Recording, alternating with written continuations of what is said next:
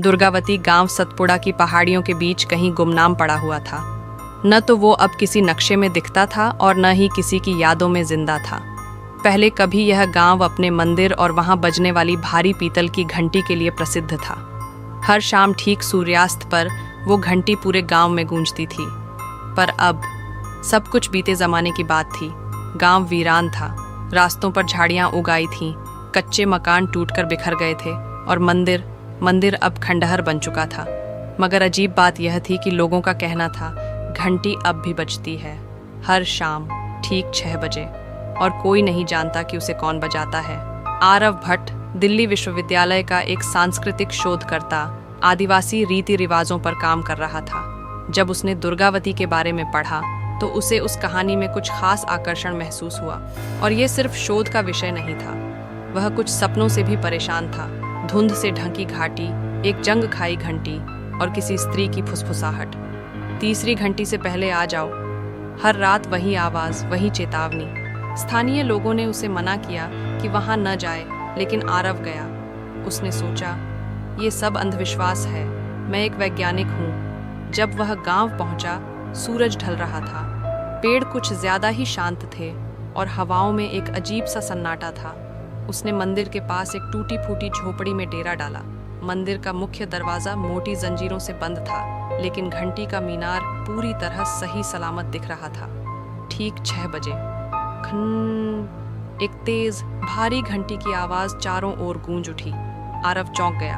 दरवाजा अभी भी बंद था, किसी को जाते नहीं देखा, और फिर भी घंटी बजी थी। उस रात सोना मुश्किल था। आधी रात को उसे बाहर से पायल की आवाजें सुनाई दी, जैसे कोई झोपड़ी के बाहर टहल रहा हो। वह टॉर्च लेकर बाहर निकला।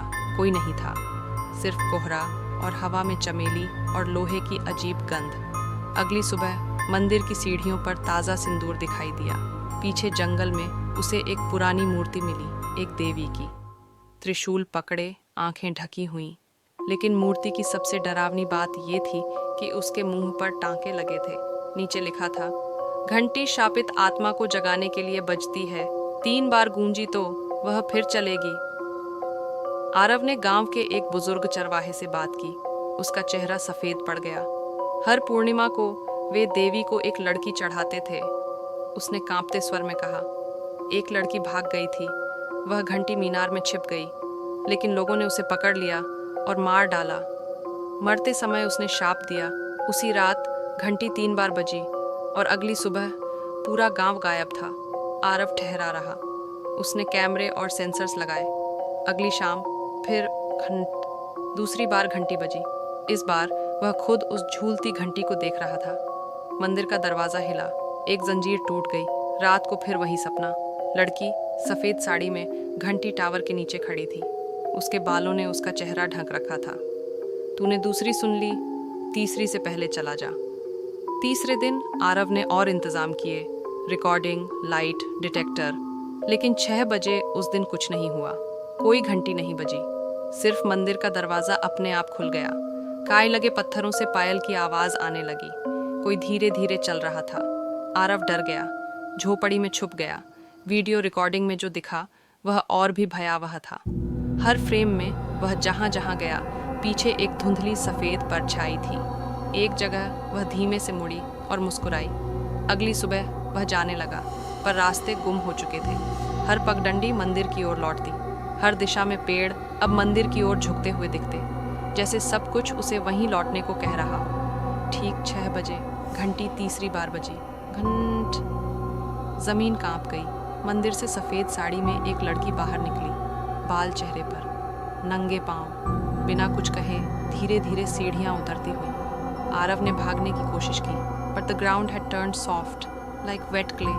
उसके पांव धंसने लगे। मिट्टी से हड्डियों जैसे हाथ निकले, पुराने सड़ चुके हाथ जो उसे पकड़कर नीचे खींचने लगे। दूर से मंदिर के अंदर कोई मंत्र गा रहा था। वह चिल्लाया, हाथ पैर मारे, लेकिन उस पर जैसे किसी ने समय थाम दिया हो। आखिरी चीज़ जो उसने देखी वो थी घंटी टावर के नीचे खड़ी वह लड़की, अब एकदम पास, और उसके चेहरे पर वही मुस्कान। 3 हफ्ते बाद एक वन विभाग की टीम को आरव की लाश मंदिर के पास मिली। उसका मुंह सिया हुआ था, आंखें गायब थीं, उसकी डायरी वहीं पड़ी थी। आखिरी पन्ने पर खून फैला था। सिर्फ एक अधूरी पंक्ति, घंटी सिर्फ सुनने वालों के लिए बजती है। आज भी मंदिर के दरवाजे जंजीरों से बंद हैं, पर अगर आप सतपुड़ा की घाटियों में सूर्यास्त से पहले रुके हों तो ठीक 6 बजे आप सुन सकते हैं घनन हर शाम, हर दिन, बिना किसी के वहाँ हुए, दुर्गावती की अंतिम घंटी।